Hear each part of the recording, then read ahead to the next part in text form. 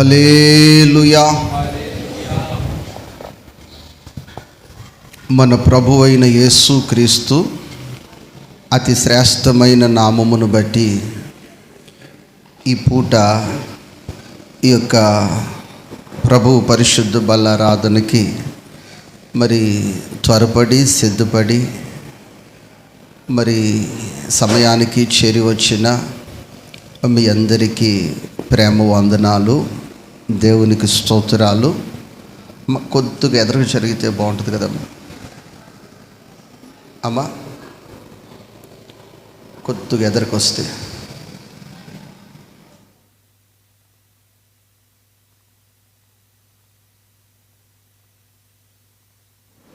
కొద్ది నిమిషాలు దేవుని వాక్యాన్ని ధ్యానం చేద్దాం.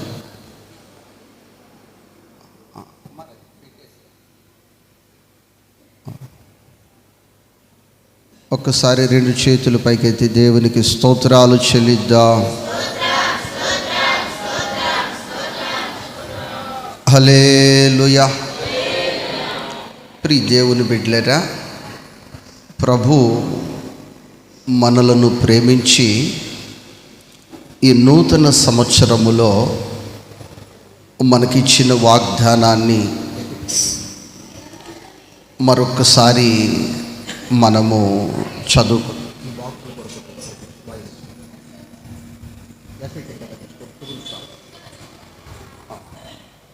ఆ వాగ్దానాన్ని మరొకసారి మనము ధ్యానం చేసుకుందాం. ప్రియ దేవుని బిడ్డలారా, మరి ఆసక్తిగా కొద్ది నిమిషాలు దేవుని వాక్యాన్ని మనము ధ్యానం చేసుకుందాం.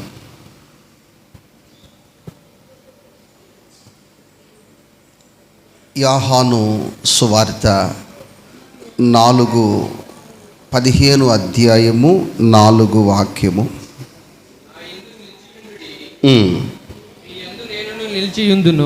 మీ యందు నేను నిలిచి ఉంటాను.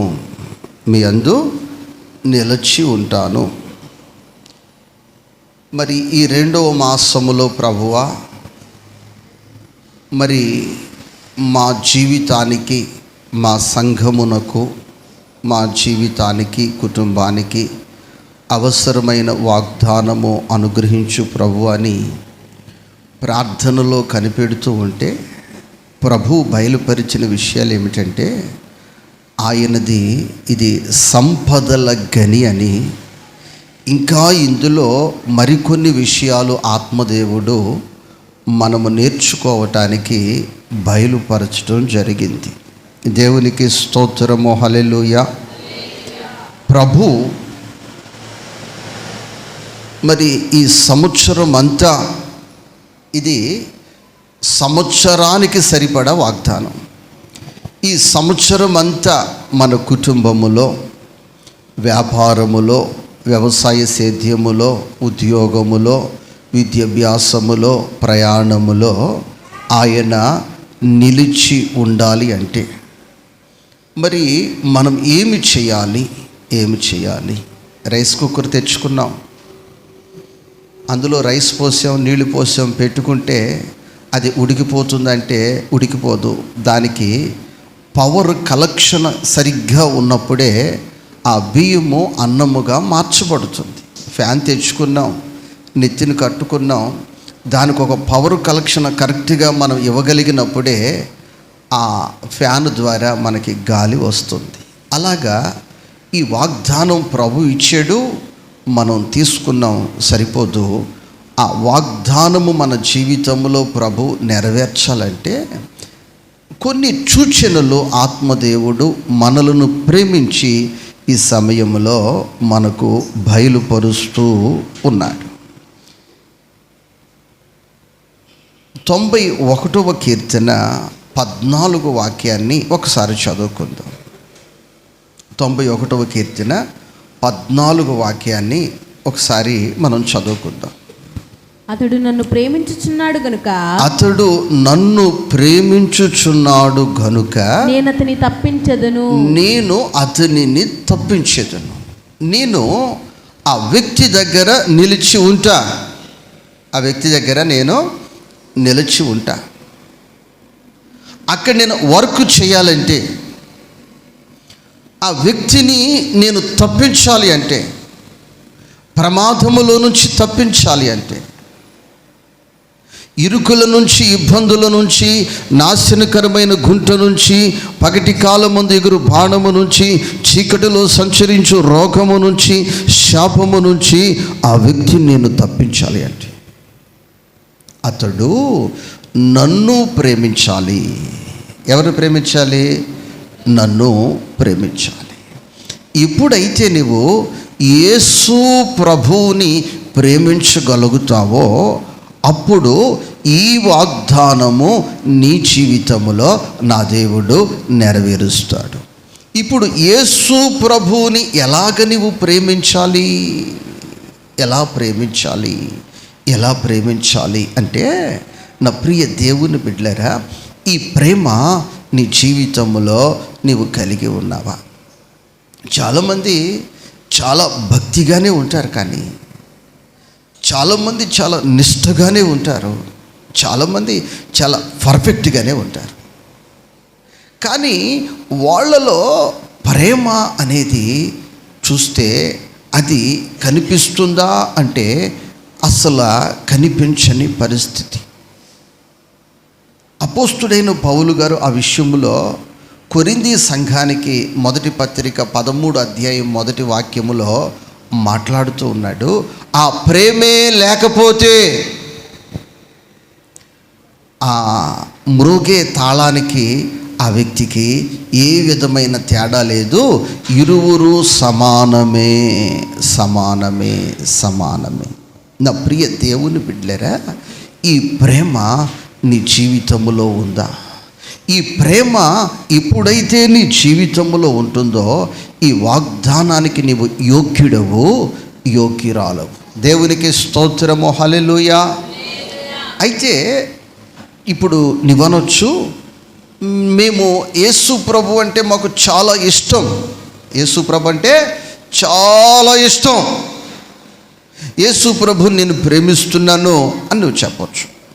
అయితే ఒక వాక్యము నీతో మాట్లాడుచున్న మాట ఏమిటంటే, చూసిన నీ సహోదరుణ్ణి ప్రేమించలేని నీవు చూడని దేవుడిని నువ్వు ఎలా ప్రేమించగలుగుతావు?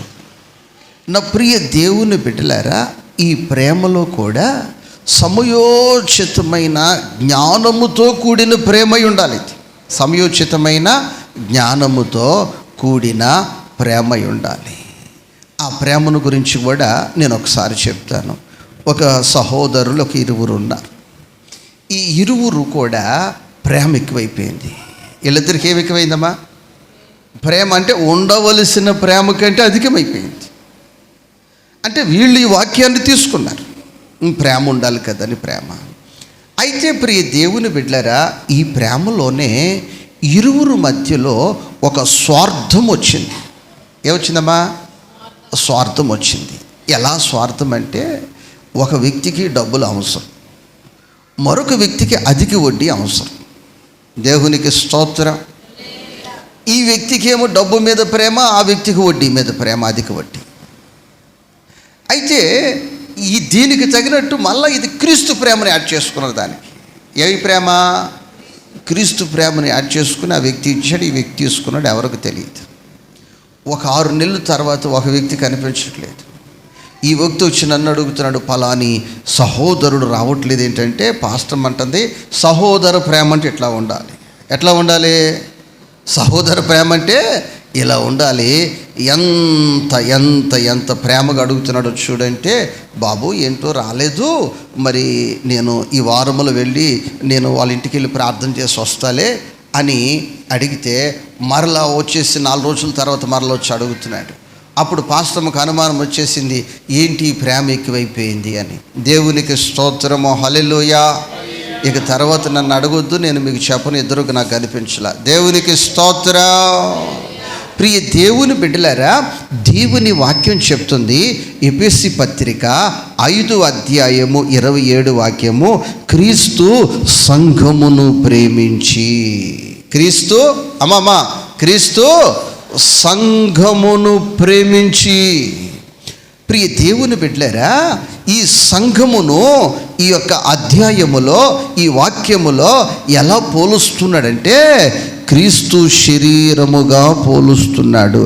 ఎవరైతే యేసు క్రీస్తుని ప్రేమిస్తున్నాము అని చెప్తారో వారు క్రియారూపకముగా వారు సంఘమును ప్రేమిస్తారు. ఎవరైతే సంఘమును ప్రేమిస్తారో, సంఘమును ప్రేమిస్తున్న వారు క్రీస్తుని ప్రేమించుచున్నారు అనటానికి రుజువుగా ఉన్నది. ఒక్కసారి 2 చేతులు ఎత్తి గట్టిగా దేవునికి స్తోత్రాలు చెల్లిద్దాం.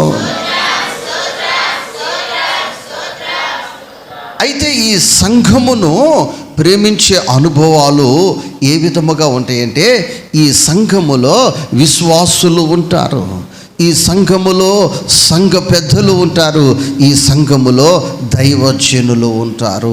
ఈ యొక్క విశ్వాసుని నువ్వు ప్రేమించే అనుభవాలు, సంఘ పెద్దను నువ్వు ప్రేమించే అనుభవాలు, దైవజనులను ప్రేమించే అనుభవాలు నీ జీవితములో నీవు కలిగి ఉన్నప్పుడు నిజముగా నీవు ధన్యుడవు, నీవు ధన్యురాలువు. ఆ ప్రేమ నీవు కలిగి ఉన్నావా? ఆ ప్రేమ నీలో నిలిచి ఉన్నదా? ఆ ప్రేమకు శిఖనముగా ఒక క్రియ నీ జీవితంలో ఉన్నదా? దేవునికి స్తోత్రము, హల్లెలూయా. చాలా మందిలో క్రియలేని ప్రేమ. ఏ ప్రేమమ్మా? అమ్మమ్మ, ఏ ప్రేమ? క్రియలేని ప్రేమ. ఒక అమ్మమ్మ ఒక మనవరాలు ముద్దు పెట్టుకుంటా ఉంది, మరీ ముద్దు పెట్టుకుంటా ఉంది. నాకు కోపం వచ్చేసింది. ఏమొచ్చేసిందమ్మా? యాక్చువల్గా చిన్నపిల్లలకు ముద్దు పెట్టకూడదు, ముద్దు పెట్టడం వల్ల ఇన్ఫెక్షన్ వచ్చేస్తుంది. కానీ ఆ అక్క ఇంకా ముద్దు పెట్టేస్తుంది. దేవునికి స్తోత్రం. నేను అన్నాను, అక్క కూడా ఇక్కడే ఉన్నట్టుంది ఇక్కడ. దేవునికి స్తోత్రం. అక్క నీకు బాగా ఇష్టమా పాప అంటే, అబ్బా నాకు భలే ఇష్టం అన్నా అంది. అది క్రియగా నువ్వు చేయాలంటే ఒక బంగారు వస్తువు చేయించి నీ కూతురు బిడ్డే కాబట్టి మెడలో పెట్టు, అప్పుడు నేను నీకు ప్రేమ ఉందని నేను నమ్ముతానన్నా. దేవునికి స్తోత్రం. అక్కకు చేయించగలిగిన సామర్థ్యత ఉంది. దేవునికి స్తోత్రం. క్రియలేని ప్రేమలొద్దో. ఏ ప్రేమలొద్దో? అక్క మరి చేయించుంటే నాకు చెప్పేదే కానీ ఇంకా చేయించలేదు అనుకుంటున్నాను. నేను చేయించుంటే తప్పనిసరిగా నన్ను పిలిచి ప్రార్థన చేయించేది. అన్న నేను చేయించాను, నీ చేతిని ప్రార్థన చేసేయమనేది. దేవునికి స్తోత్రం. హల్లెలూయా, హల్లెలూయా. క్రియ లేకపోతే నీ ద్వారా ఇన్ఫెక్షన్ ప్రారంభం అవుతుంది తప్ప ప్రయోజనము లేదు, ఉపయోగము లేదు. దేవునికి స్తోత్రం. పొద్దుటే చేసే పప్పు అన్నం అంత ముద్దు పెడితే పెట్టి కడుపును నిండుద్ది, ముద్దు పెడతాం ద్వారా ఇన్ఫెక్షన్ పెరుగుద్ది. దేవునికి స్తోత్రం. హల్లెలూయా. నా ప్రియ దేవుని బిడ్డలారా, నేను క్రీస్తుని ప్రేమిస్తున్నాను అని నీ జీవితంలో నువ్వు చెప్పగలిగితే నువ్వు సంఘమును ప్రేమిస్తున్నాను అనటానికి ఒక క్రియను నువ్వు చూపగలుగుతావు. దేవునికి స్తోత్రం. హల్లెలూయా. ఎవరైతే సంఘమును ప్రేమిస్తారో, అయ్యా ఎందుకని వాళ్ళ దగ్గర నువ్వు నిలిచి ఉన్నావు ప్రభు అంటే, వీరు సంఘమును ప్రేమిస్తున్నారు. ఆ సంఘము ఏమిటంటే, ఆ సంఘమే నా శరీరము, ఆ సంఘానికి శిరస్సు నేనే. దేవునికి స్తోత్రం. కాబట్టి నా ప్రియ దేవుని బిడ్డలారా, ఆ ప్రేమను నీవు కలిగి జీవిస్తూ ఉన్నప్పుడు నీ వ్యక్తిగత జీవితములో, నీ ప్రయాణములో వెళుతూ ఉన్నప్పుడు నీకు తెలియని ప్రమాదాలు, అనేకమైన ప్రమాదాలు, నీకు తెలియని ప్రమాదాలు, అనేకమైన ప్రమాదాలు, ఆ ప్రమాదాల నుంచి నా దేవుడు నిన్ను తప్పిస్తాను అని చెప్తున్నాడు. ఎందుకు ఈ వాగ్దానం ఇచ్చానంటే వారిని తప్పించడానికి. ఒక సహోదరి సాక్ష్యం చెప్పింది, మరణకరమైన పరిస్థితుల నుంచి ప్రభువు తప్పించాడని. ఈ గడిచిన నెలలో కూడా నా జీవితంలో కూడా భయానకరమైన 2 యాక్సిడెంట్ల నుంచి ప్రభువు నన్ను తప్పించాడు. దేవునికి స్తోత్రము, హల్లెలూయా. లేకపోతే మీ ముందు ఈ పూట నేను నిలిచి ఉండేవాడిని కాదు. ప్రభువు నన్ను తప్పించాడు కనుక నేను నిలిచి ఉన్నా. దేవునికి స్తోత్రము, హల్లెలూయా. ఎక్కడైతే ఆ కారు కంట్రోల్ తప్పిందో అక్కడ నుంచి ఒక 5 కిలోమీటర్లు నేను వెళ్ళి ఫోన్ ఆన్ చేసేసరికి భయంకరమైన వైరల్ అయిపోతుంది. 3 వాహనాలు అక్కడే యాక్సిడెంట్ అయ్యాయి, 3 చనిపోయారు, మరి కొందరికి గాయాలని. నా ప్రియ దేవుని బిడ్డలారా, నేను ప్రభువా నీవు నన్ను తంపించకపోతే నా తెలివి వలన కాదు, నా సీనియారిటీ వలన కాదు, నా సామర్థ్యత వలన కాదు, కేవలము నీవు నన్ను తప్పించావు. దేవునికి స్తోత్రం. నీవు నన్ను తప్పించావు. దేవునికి స్తోత్రం. కాబట్టి ప్రియ దేవుని బిడ్డలారా, ఆయన నిన్ను తప్పించడానికి నీ యొద్ద ఆయన నిలిచి ఉండే దేవుడు. అయితే నీ జీవితంలో సంఘమును ప్రేమించే అనుభవాలు ఎప్పుడైతే నీవు కలిగి ఉంటావో ఆయన అంటున్నాడు, నేను నీ యొద్దనే నేను నిలిచి ఉంటాను. 91వ కీర్తన 15 వచనాన్ని ఒకసారి చదువుకుందాం. 91వ కీర్తన 15 వాక్యాన్ని. అతడు నాకు మొరపెట్టగా, అమ్మా చదువు తల్లి. అతడు నాకు మొరపెట్టగా నేను అతనికి ఉత్తరం ఇచ్చేదను. శ్రమలో నేను అతనికి తోడై ఉండేదను. శ్రమలో నేను అతనికి తోడై ఉందును. నా ప్రియ దేవుని బిడ్డలారా, నా జీవితంలో చేతి నిండా డబ్బులుంటే నేను ఈ యవన ప్రాయములో ఉంటే, ఎప్పుడైతే ఈ యవన ప్రాయాన్ని చూసి నా చేతి నిండా ధనాన్ని చూసి నాకు తోడుగా వచ్చి నిలిచేవారు చాలామంది కనిపిస్తారు. దేవునికి స్తోత్రం. ఎప్పుడు నీ యవన ప్రాయములో నీ ఉన్నప్పుడు, నీవు ఆరోగ్యవంతురాలుగా ఉన్నప్పుడు, అలాగే నీ జీవితంలో చేతి నిండా ధనము ఉన్నప్పుడు, అన్ని అనుకూలతలు ఉన్నప్పుడు, నీ చుట్టూ అనేక మంది నీ తోడుకు ఉండాలని, నీతో ఉండాలని, నీతో గడపాలని ఆశపడుతూ ఉంటారు. నేను ప్రకటిస్తున్న ప్రభువు మాత్రం అంటున్నాడు, నీవు శ్రమలో ఉన్నప్పుడు, ఎప్పుడమ్మా చెప్పాలి ఎప్పుడమ్మా? శ్రమలో ఉన్నప్పుడు నేను నీకు తోడుగా ఉంటాను. దేవునికి స్తోత్రం. శ్రమల పాలైతి సొమ్మసిల్లితి సిలువకు నే చేరితి. శ్రమల పాలైతి సొమ్మసిల్లితి సిలువకు నే చేరితి. శ్రీకరుడానా సిలువను మోసి, శ్రీకరుడానా సిలువను మోసి ఆదరణ చూపినావే. నూతన బలమిచ్చినావే. ఆదరణ చూపినావే. నూతన బలమిచ్చినావే. హల్లెలూయా. శ్రమలో నా ప్రియ దేవుని బిడ్డలారా, మన జీవితంలో మనకు చాలామంది ఎదురవుతూ ఉంటారు, చాలామంది మనకు పరిచయం అవుతుంటారు. అయితే మనతో మన శ్రమలో నిలిచేది ఎవరు? మన శ్రమలో ఉండేది ఎవరు? ఈ పూట ప్రభు చెప్తున్నాడు, నేను నీ శ్రమలో నేను నీతో ఉంటా. దేవునికి స్తోత్రం. ఎవరితో ఉంటా? నేను నీతో ఉంటా. ఇప్పుడు ప్రభువా అన్నీ బాగున్నప్పుడు, సంతోషముతో ఉన్నప్పుడు, ఆనందముగా ఉన్నప్పుడు కాదు కాదు కాదు కాదు నీవు శ్రమలో ఉన్నప్పుడు నేను నీతో ఉంటా. దేవునికి స్తోత్రము. హల్లెలూయా. నా ప్రియ దేవుని బిడ్డలారా, ఒక కుటుంబస్తులు నన్ను మన సంఘ పెద్దని పిలిచారు.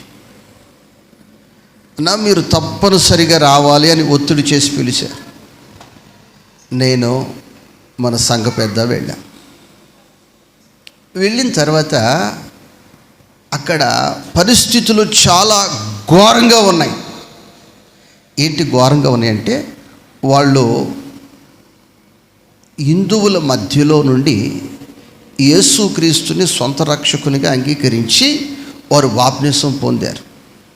బాప్తిసం పొందినప్పుడే వాళ్ళ బంధువులందరూ వివరంగా చెప్పారు, మీరు బాప్తిసం కానీ పొందితే మీరు చెడిపోయినప్పుడు వస్తాము, రాజ్యం మాట్లాడతాం, మేము చేతితో కూడా తాకమని వాళ్ళు ముందు చెప్పారట. అయితే ఆ కుటుంబంలో ఉన్న కుటుంబ యజమానుడు పెద్ద అయినా చనిపోయారు. చనిపోతే ప్రియ దేవుని బిడ్డలారా, ఆయన కూడా మమ్మల్నే కాదు ఇంకా చాలామందిని సేవకులు, చాలామంది సహోదరులు కూడా చాలామంది వచ్చి ఉన్నారు. వీళ్ళు అంటారు, ఇదిగో సాయంత్రం అయిపోతుంది, సాయంత్రంగానైతే ఇక రేపంతా చేయకూడదు, ఎల్లుండి చేయాలి, మీరు చీకటి పడకముందే తీసుకుని వెళ్ళిపోండి అంటున్నారు.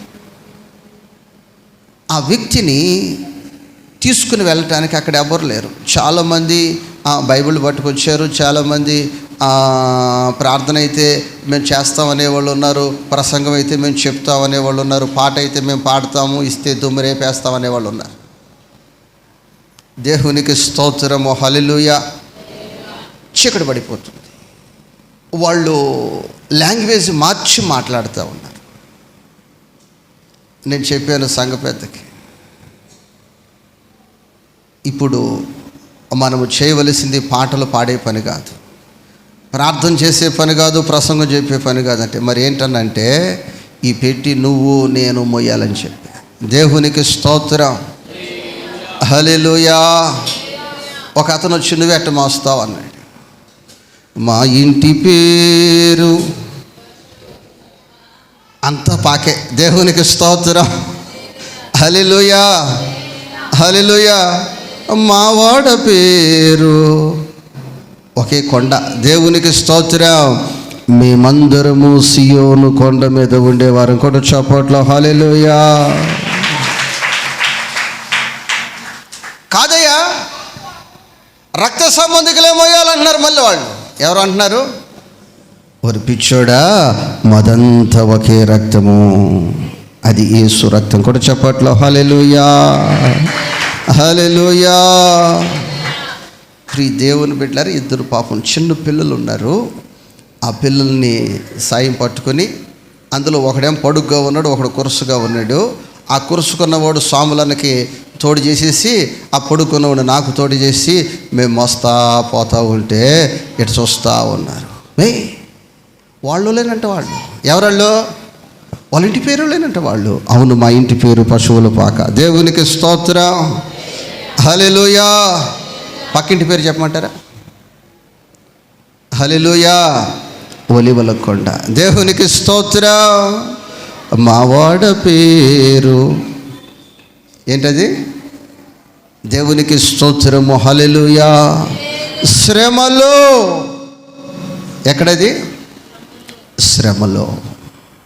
శ్రమలో నా ప్రభు అంటున్నాడు, నేను అతనికి తోడై ఉంటాను. ఆమేన్.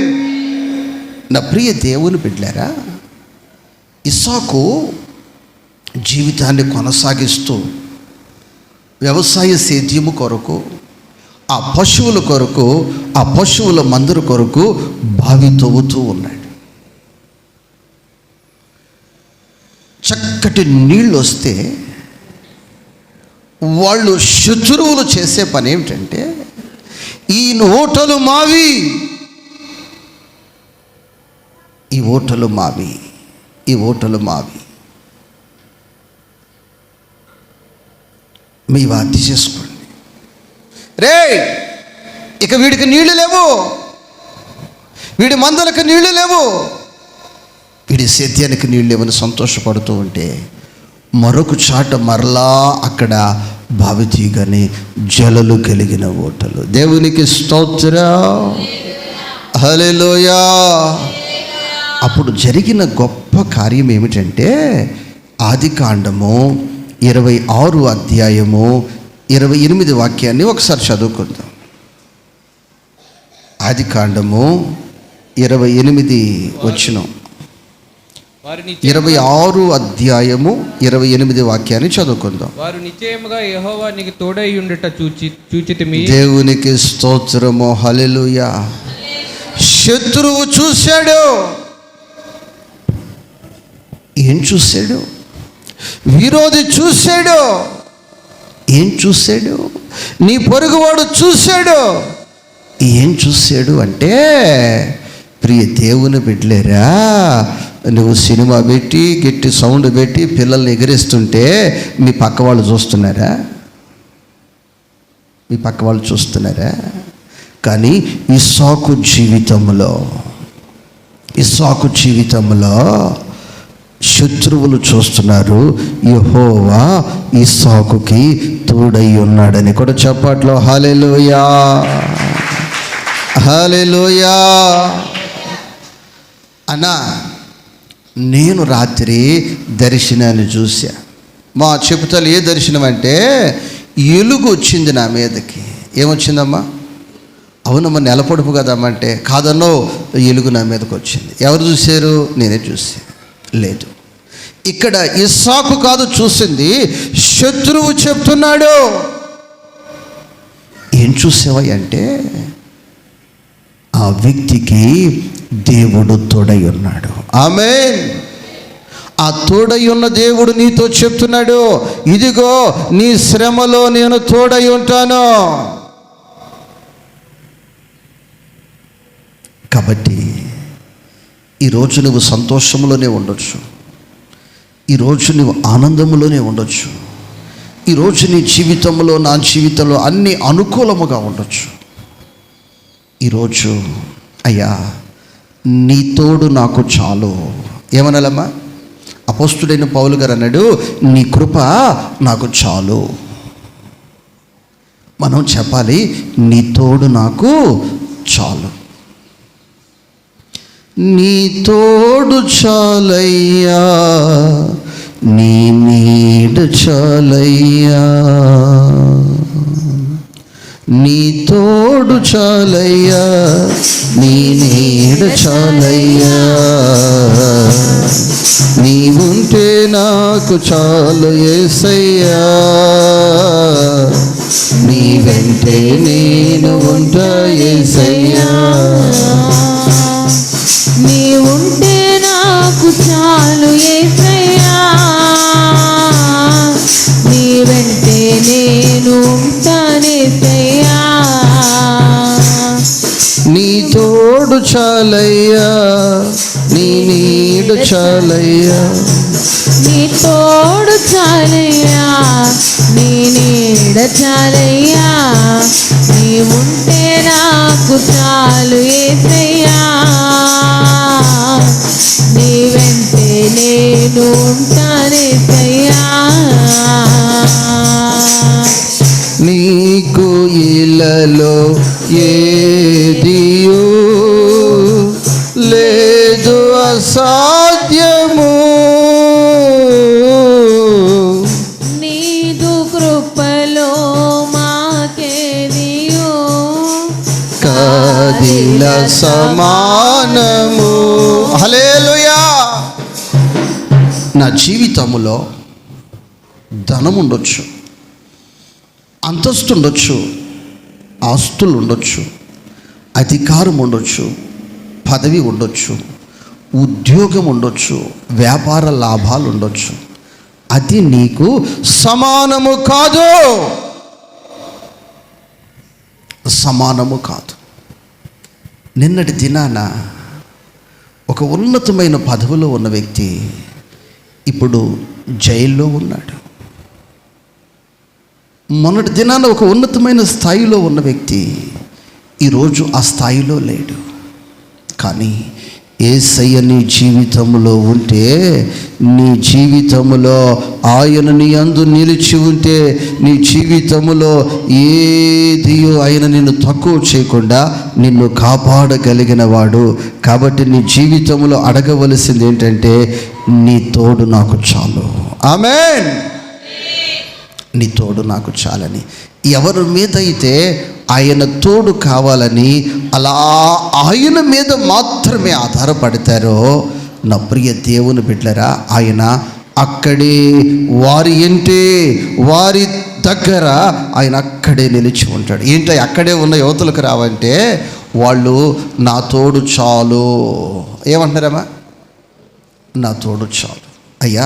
ఏది ఎన్నున్నా నీకు అది సమానము కాదయ్యా, నీ తోడు చాలని నన్ను వారు ఆశించారు కనుక నేను అక్కడే ఉంటాను.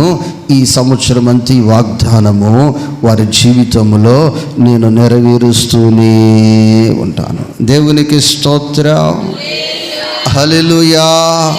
ఏంటయ్యా అక్కడే ఉండి వారిని ఏం చేస్తావంటే, ప్రభు అంటున్నాడు, నేను అతనిని విడిపించి గొప్ప చేసేదను. ఆ మాట చదవండి ఒకసారి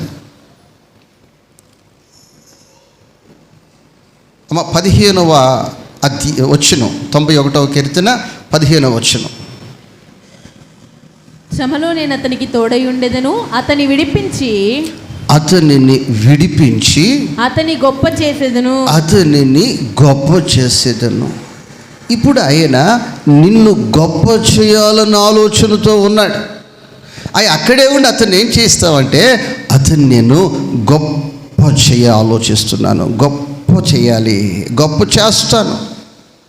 మరి చెయ్యి ప్రభు అంటే, ఆహా అలా కుదరదు. మరి ఎలా అంటే, ముందు అతన్ని విడిపించాలి. ఏం చేయాలమ్మా? విడిపించాలి. అవును, నిన్ను విడిపించితేనే కానీ నిన్ను గొప్ప చేయలేడు ఆయన. దేవునికి స్తోత్రం. నా ప్రియ దేవుని బిడ్డలారా, ఒక గాడిదది. ఏంటది? గాడిద.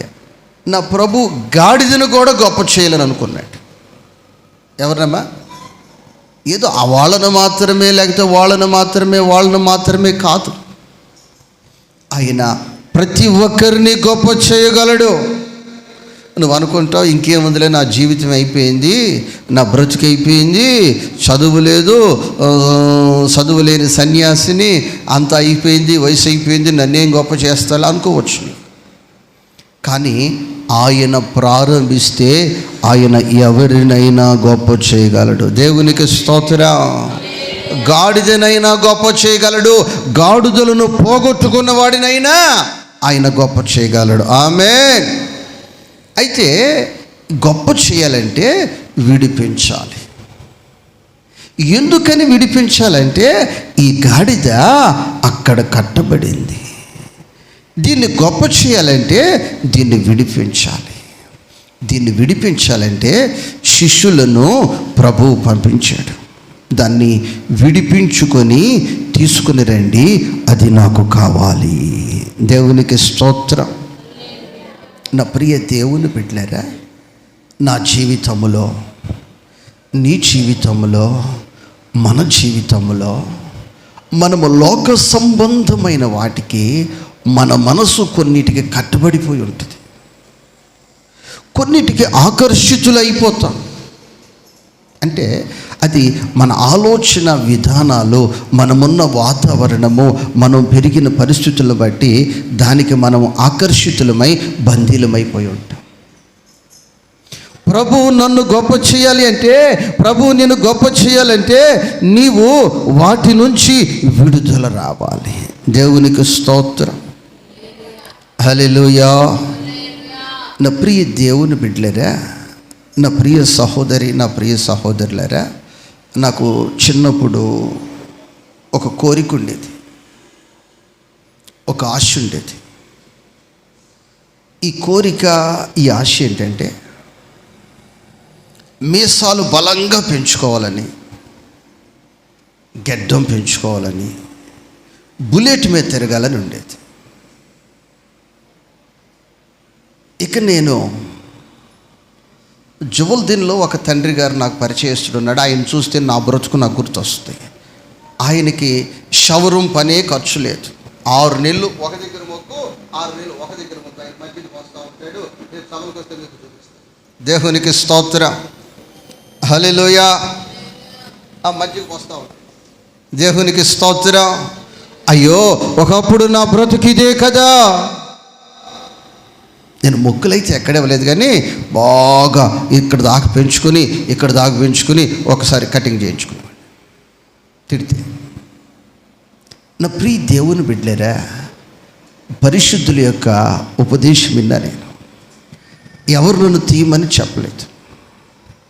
ఇక అప్పుడు నేను నిర్ణయం చేసుకున్నాను, ఇది నా జీవితానికి తగదు, ఇది నా పరిచర్యకి ఇక తగదు, నా ఆత్మీయ జీవితానికి ఇక తగదు, నాకు అవసరం లేదు.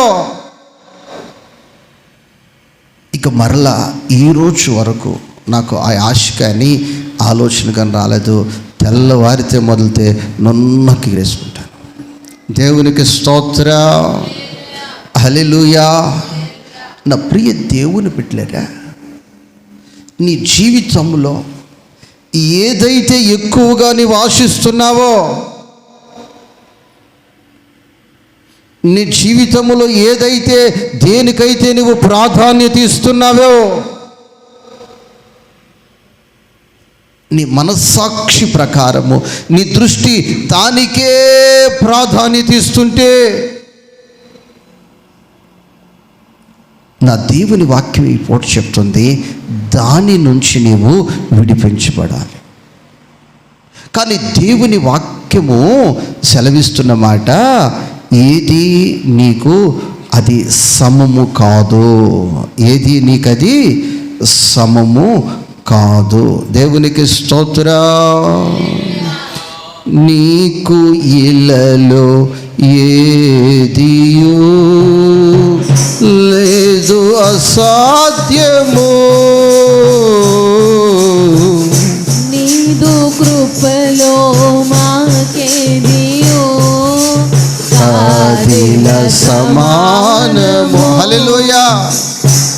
కాబట్టి ప్రియ దేవుని బిడ్డలారా, నీవు పాపము చేస్తున్నావు అని నేను చెప్పట్లేదు, నీవు పాపములో ఉన్నావు అని నేను చెప్పట్లేదు. నా ప్రభువు నిన్ను గొప్ప చేయాలి అని అనుకుంటున్నాడు. గొప్ప చేయాలంటే నీవు లోకములో దేన్నైతే నిన్ను ఆకర్షించి ఉందో, దేనికైతే ప్రాధాన్యత నీ హృదయములో నువ్వు ఇస్తున్నావో,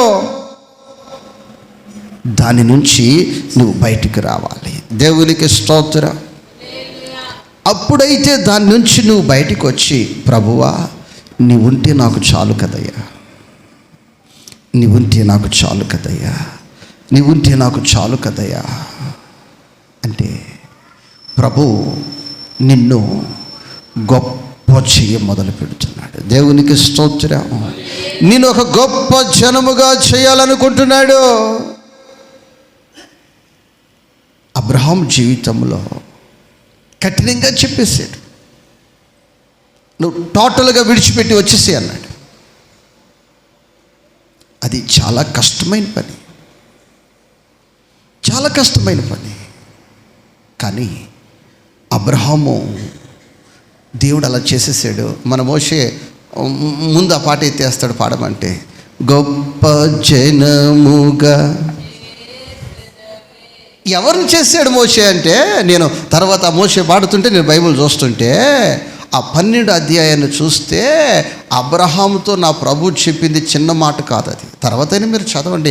చాలా కఠినమైన మాట, చాలా కష్టముతో కూడిన మాట అది. కానీ నా పిలుపుకు లోబడి, నా మాటకు లోబడి ఈ వ్యక్తి అలా చేశాడు కదా, ఇప్పుడు నేను ఆ వ్యక్తిని గొప్ప జనముగా. దేవునికి స్తోత్రం. కాబట్టి నా సహోదరి, నా సహోదరుడా, దేవుని వాక్యం ఈ పూట నీతో మాట్లాడుతుంది. దేనికైతే నువ్వు ఆకర్షితుడు అయిపోయావో, దేనికైతే నువ్వు ఆకర్షితురాలు అయిపోయావు, అది టీవీ సీరియల్లే కావచ్చు, ఇక మరొకటి కావచ్చు, మరొకటి కావచ్చు, అది ఏదో కావచ్చు, అది నీకు తెలుసు. నీకు ఎవరు కూడా ఏలు పెట్టి అమ్మా నువ్వు ఈ పని చేస్తున్నావు ఇది తప్పు అని నీ మీద నెపము మోపేవారు ఇక్కడ ఎవరు లేరు. నీ అంతరాత్మకు తెలుసు అది, నీ అంతరాత్మకు తెలుసు, నీ అంతరాత్మకు తెలుసు అది. ఆ గాడిదను తీసుకురండి. ఇది గాడిద కదా అంటే నేను దాన్ని గొప్ప చేయాలనుకుంటున్నాను. దేవునికి స్తోత్రం. అయ్యా దాని బ్రతుకు మారదు అని నువ్వు చెప్తే ఎలాగా? మార్చేవాడను నేను. దేవునికి స్తోత్రం.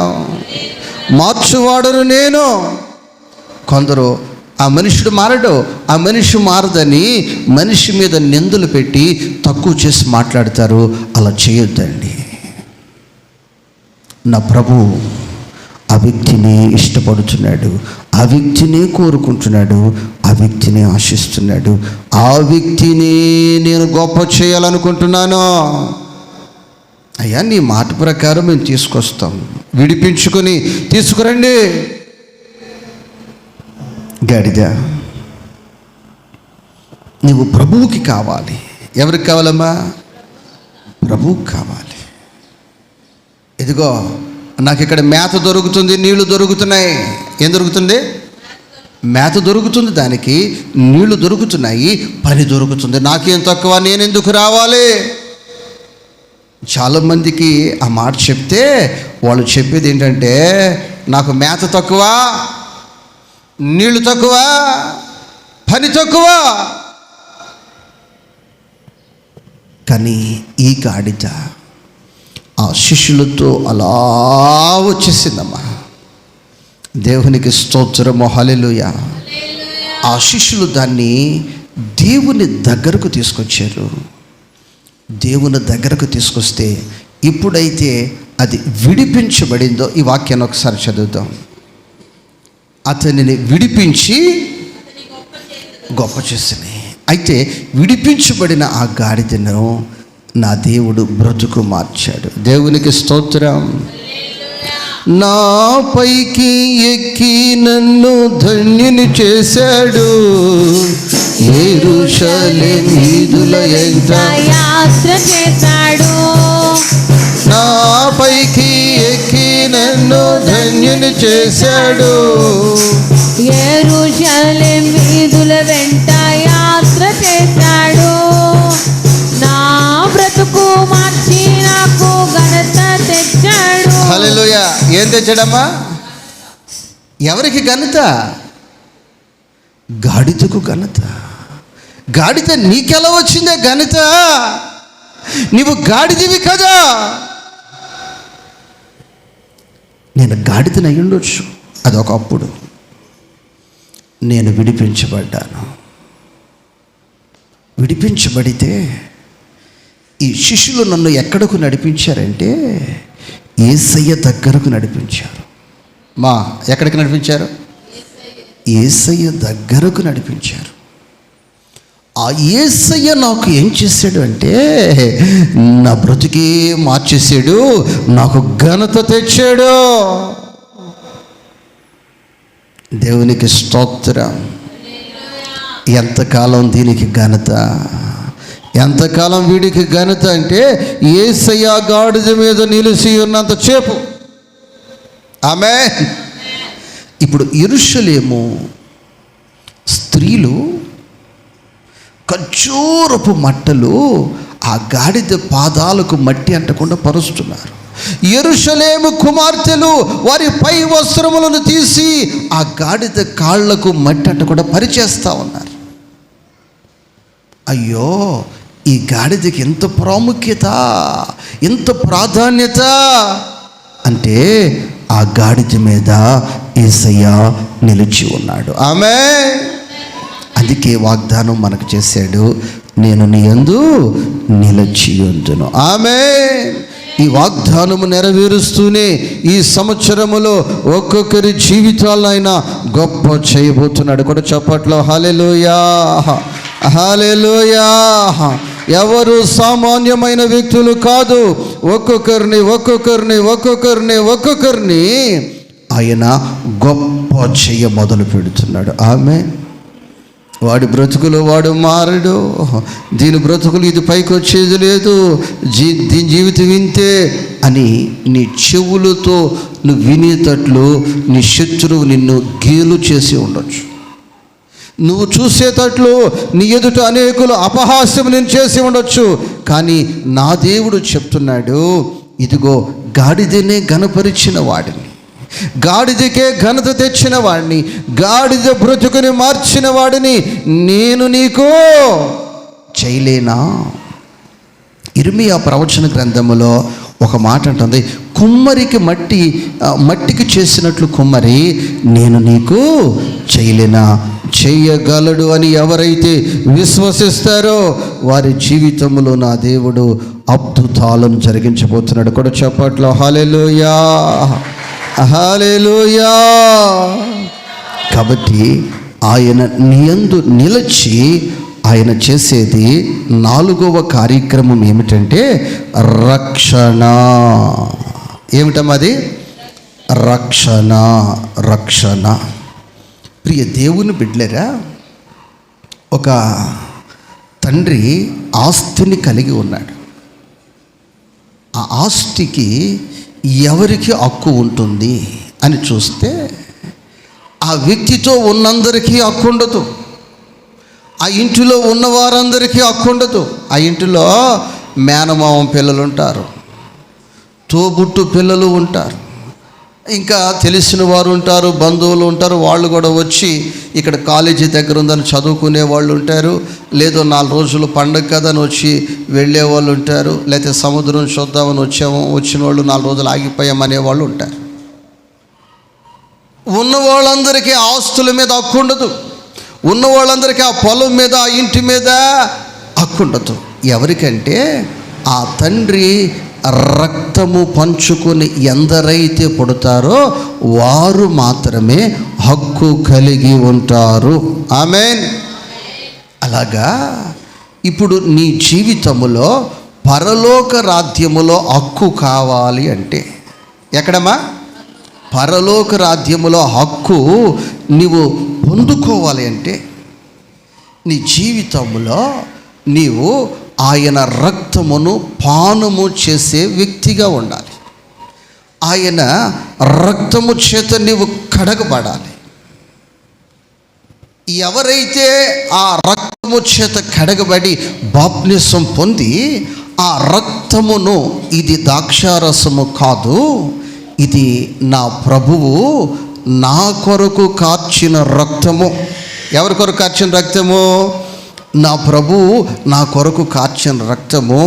ఈ రక్తము నేను పానము చేయటం వలన నాలో యేసు రక్తమే ఉంది. ఏ రక్తం ఉంది? యేసు రక్తం ఉంది. ఎవరైతే ఆ విధముగా విశ్వసిస్తారో వారికి పరలోక రాజ్యములో హక్కు ఉంటుంది. ఏముంటుందమ్మా? హక్కు ఉంటుంది. ఇప్పుడు ఆయన రక్షణ అతనికి చూపిస్తాడు. దేవునికి స్తోత్రం. ఆ 16వ వాక్యము చివరి భాగాన్ని చదువుదాం. నా రక్షణ అతనికి చూపించేదను. అక్కడ ఉండి నా రక్షణను అతనికి చూపిస్తాను.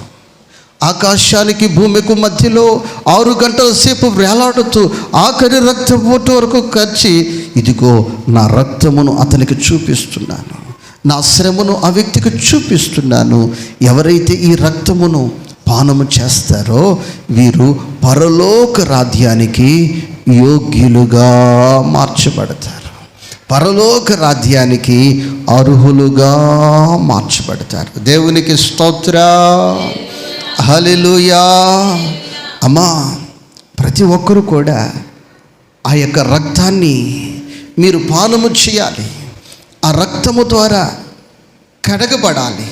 ఆ రక్తాన్ని పానము చేయాలంటే చాలామంది బాప్తిసం తీసుకోకుండా నిర్లక్ష్యం, చాలామంది బాప్తిసం పొంది కూడా ప్రభు బల్లారాధన పొందటానికి కూడా నిర్లక్ష్యం. ఇలా నీవు నిర్లక్ష్యము చేస్తే రేపు దినాన నీవు పరలోక రాజ్యములో ప్రవేశించడానికి హక్కుని కోల్పోతావు. కాబట్టి ఎవరు హక్కుని కోల్పోకుండా ఉండటానికి ఆయన రక్తము చేత నువ్వు కడగబడినప్పుడు ఆయన రక్తము నువ్వు పానము చేస్తున్నప్పుడు ఈ వాగ్దానాన్ని జీవితంలో ఆయన నెరవేర్చి ఆయన నీ దగ్గరే నిలిచి ఉంటాడు. దేవునికి స్తోత్రం. ఏంటయ్యా అక్కడే ఉన్నావంటే, ఇక్కడ ఈ వ్యక్తితో నాకు సంబంధం ఉంది. ఏ సంబంధం అంటే రక్త సంబంధము. ఆమేన్. ఏ సంబంధం అది? రక్త సంబంధము. దేవునికి స్తోత్రం. కాబట్టి నా ప్రియ దేవుని బిడ్డలారా, నీ జీవితములో యేసయ్యను ప్రేమించే అనుభవాలు, సంఘమును ప్రేమించే అనుభవాలు నీ జీవితంలో నీవు కలిగి ఉండాలి. యేసయ్య రక్తముతో సంబంధము కలిగి నీ జీవితాన్ని కొనసాగించాలి. అయ్యా, నీ తోడు నాకు చాలు, నీ తోడు నాకు కావాలి. ఈ లోకములో ఎన్నో తోడులు ఉన్నాయి, అవి క్షణికమైనవి తండ్రి, అవి క్షణికమైనవి. ధనము నీకుంటే అందరూ వస్తారు, దరిద్రుడవైతే దరికెవ్వరు రారు. ధనము నీకుంటే అందరూ వస్తారు, దరిద్రుడవైతే దరికెవ్వరు రారు. ఎవరిని నమ్మినా ఫలితము లేదురా, యేసుని నమ్మితే మోక్షముందిరా. యేసుని నమ్మితే మోక్షముందిరా. హల్లెలూయా. ఈ పాట నా పర్సనల్ వ్యక్తిగత అనుభవం. ప్రియ దేవుని బిడ్డలారా, నేను చెట్టు కింద కొంతకాలం ఉన్నాను. ఇక్కడ కొందరికి తెలుసు. అప్పుడు రానోళ్ళు ఇప్పుడు చాలామంది వస్తున్నారు. దేవునికి స్తోత్రం. ఇంకా రానున్న దినాల్లో ఇంకా చాలామంది వస్తారు. ఎందుకని అప్పుడు రాలేదు ఇప్పుడు వస్తున్నారు అంటే, ఈ పాటే నాకు గుర్తొస్తాయి. ఈ పాటలో 2-3 సార్లు ఈ క్యాసెట్ నా హృదయంలో తిరుగుతూ ఉంటుంది. దేవునికి స్తోత్రం. నీ పరిస్థితి కూడా అంతే, నీ పరిస్థితి కూడా అంతే. కానీ యేసయ్య నీకు తోడుగా ఉంటాడు. దేవునికి స్తోత్రం. హల్లెలూయా. యేసయ్య తోడుగా ఉంటాడు. దేవునికి స్తోత్రం. ఒకసారి వాణ్యము నాకు పరీక్ష పెట్టింది. ఏం పరీక్ష పెట్టిందంటే, పాస్టర్ గారు పరిశుద్ధరావుకి రొంపో, జలుబు, దగ్గు, మరి మీరు వచ్చి ప్రార్థన చేస్తారా అంది. అమ్మ నేను వస్తాను తల్లి అని చెప్పి, వస్తారా అంది. వస్తానని చెప్పి వెళ్ళాను. పాస్టర్ గారు మీరు వస్తారనుకోలేదు, వచ్చేసారు అంతే. ఏం కదమ్మా, ప్రభు పిలిస్తే అందరూ వెళ్ళిపోయేవాళ్ళమే, ప్రభు పిలిస్తే అందరూ వెళ్ళిపోయాం. ఈ జలుబులు ఈ దగ్గులు మనల్ని ఏం చేయలేవు తల్లి అంటే, అప్పటికి పరిశుద్ధరావు ఒక రూమ్లోకి వెళ్ళిపోయి, మీరు బయట ఉండండి, నేను లోన్ ఉంటాను, దగ్గరికి రావద్దు, ప్రార్థన చేయను అంటున్నాడు. దేవునికి స్తోత్రం. నేను వస్తానంటే నేను తలుపు తీస్తే నువ్వు వచ్చేది. దేవునికి స్తోత్రం. తలుపు అప్పుడు గడిబెట్టేసి కిటికీ తీసుకుని ఎడగొడి మాట్లాడుతున్నాడు. నువ్వు అన్నాడు. దేవునికి స్తోత్రము. హల్లెలూయా, హల్లెలూయా. నా ప్రియ దేవుని బిడ్డలారా, మనకు అనేక మంది పరిచయం అవుతారు. అనేక మంది మనతో కలిసి మాట్లాడి, అసలు నువ్వు లేకపోతే నేను లేనని చెప్పేవాళ్ళు చాలామంది ఉంటారు. కానీ శ్రమలో నా ప్రభు చెప్తున్నాడు, నేను నీకు తోడై ఉంటాను. ఆమేన్. కాబట్టి ప్రియ దేవుని బిడ్డలారా, మనకు యేసయ్య తోడు చాలు. ఎవరి తోడు చాలమ్మా? మా ఎవరి తోడు చాలు? యేసయ్య తోడు చాలు. ఈ మాటలు మీ వినికిడిలో నా దేవుడు నీరు కట్టి ఫలింప చేయును గాక. వినిన వాక్యాన్ని బట్టి ప్రార్థన చేసుకుందాం. అందరూ మోకరించండి.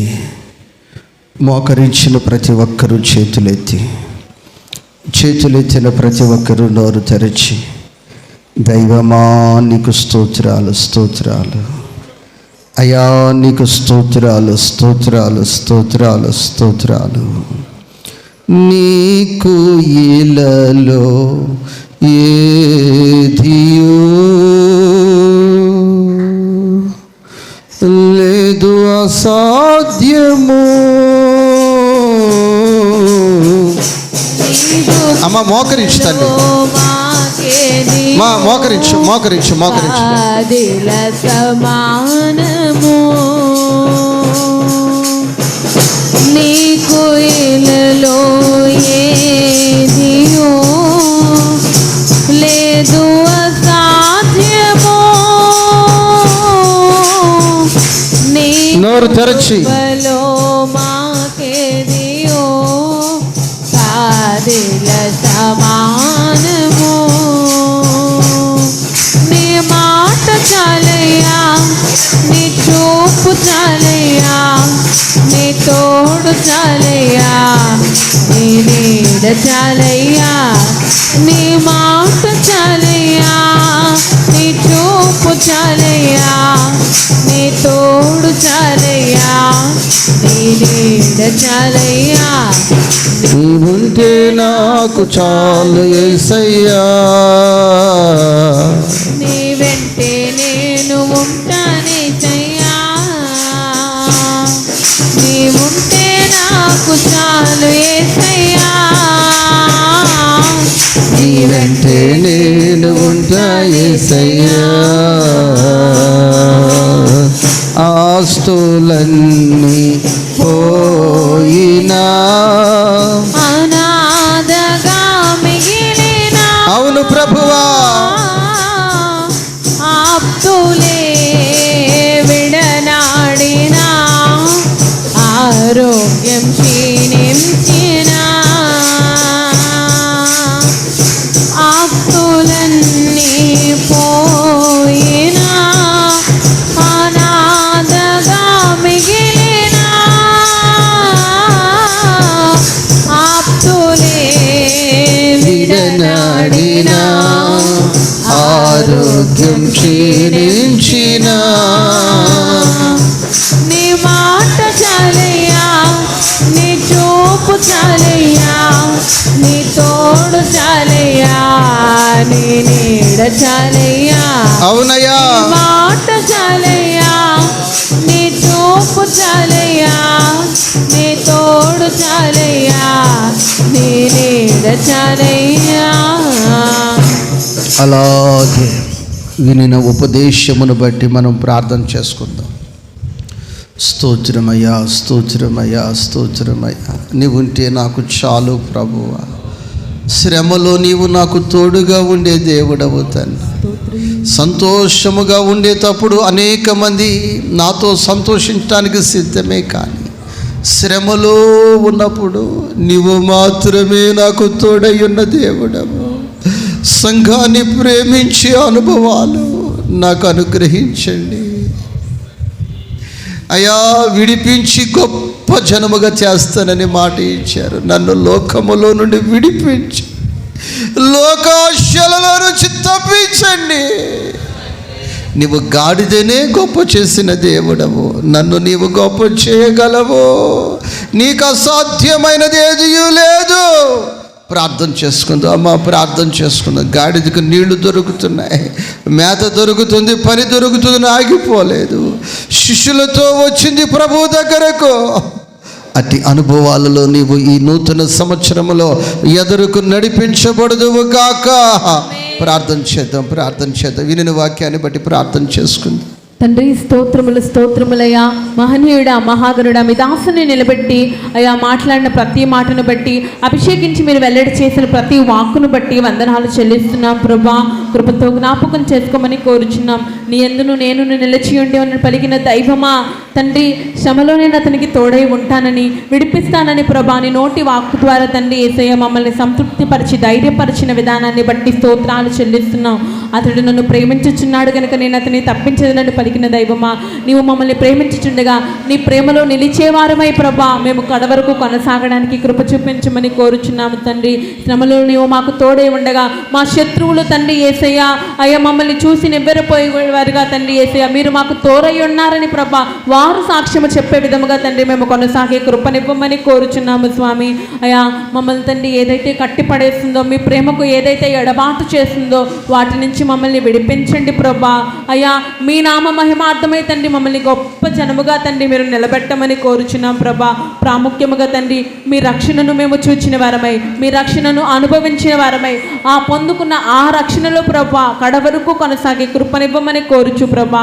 మీ తోడును ఆశ్రయించిన వారమై తండ్రి యేసయ్యా అయ్యా మేము కొనసాగడానికి కృప చూపమని కోరుచు. మా ప్రాణ ఆత్మ దేహములను మీ హస్తములకు అప్పగించుకొనుచు యేసు నామమున అడుగుచు ఉన్నాము తండ్రి. హల్లెలూయా. అలాగే ప్రియ దేవుని బిడ్డలారా కూర్చోండి. మరి సంఘ పెద్దలందరూ ఎదురుకు వచ్చినట్లయితే మరి జవులు దీన్ని సువార్త సునాద సభల యొక్క పాంప్లెట్ మరియు ప్రార్థనాపూర్వకంగా వారు ప్రారంభిస్తారు. సంఘ పెద్దలందరూ లేసొచ్చి ప్రార్థనాపూర్వకంగా మరి దాన్ని ప్రారంభించండి. ఆ సభల కొరకు ప్రార్థన చేసుకుని కార్యక్రమాన్ని మనం ముందు కొనసాగించుకుందాం. సంఘ పెద్దలు త్వరగా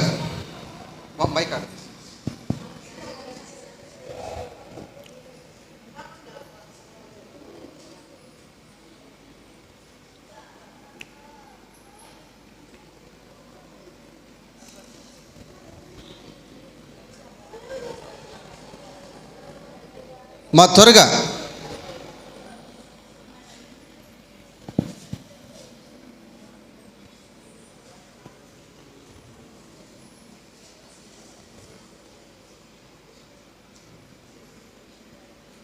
ప్రార్థన చేసి